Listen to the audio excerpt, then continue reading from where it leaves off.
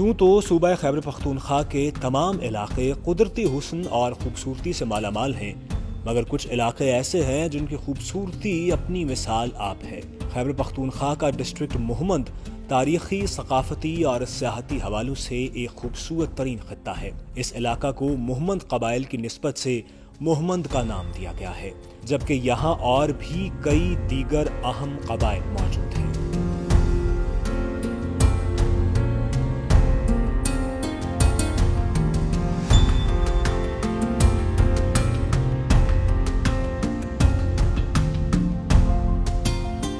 District Mohmand کا رقبہ تقریباً 2297 مربع کلومیٹر تک پھیلا ہوا ہے۔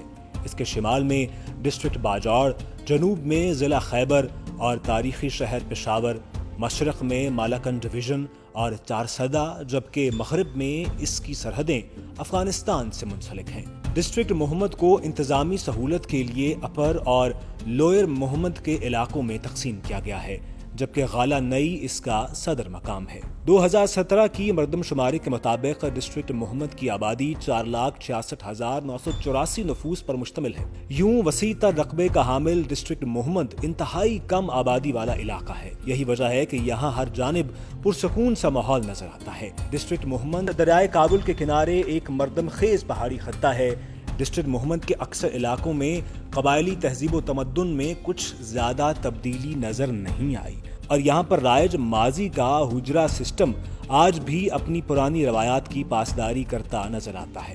یہاں آج بھی قبائلی سرداروں یعنی مشران کا ادب و احترام کیا جاتا ہے۔ یہاں کے لوگوں میں مہمان نوازی کوٹ کوٹ کر بھری ہوئی ہے، جو اس علاقے کے قدرتی حسن کو مزید چار چاند لگاتی ہے۔ یہاں کے رہائشی روایتی رہن سہن کو اپنائے ہوئے ہیں، جو ان کی علاقائی ثقافت کا آئینہ دار ہے۔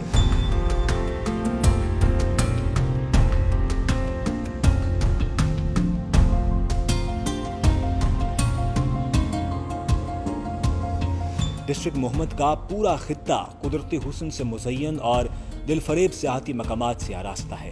ڈسٹرکٹ مہمند میں سیاحت کی غرض سے آنے والے ملکی اور غیر ملکی سیاحوں اور ارد گرد کے قبائل کے لیے یہاں کا قدیمی بازار میاں منڈی ایک بڑا تجارتی مرکز ہے۔ اس بازار میں شہری زندگی کی جھلک بھی دیکھنے کو ملتی ہے۔ یہاں اشیاء خور و نوش سے لے کر زندگی کی تمام اشیاء ضروریاں دستیاب ہیں۔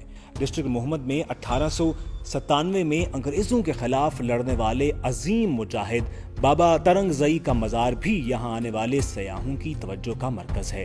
ان کا اصل نام سید فضل واحد ہے۔ ان کی ضرورت اور بہادری کی داستانیں آج بھی پورے مہمند میں زبان زدیام ہیں۔ یہ بھی کہا جاتا ہے کہ یہاں کے قبائل کے رہن سہن کے حوالے سے سید فضل واحد کی خدمات بہت شاندار ہیں۔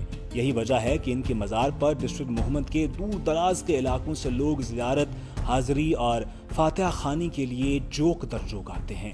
مہمند آنے والے سیاحوں کے لیے ہزارہ موٹر وے سے گزرتے ہوئے ایک سیدھی سڑک یہاں آتی ہے۔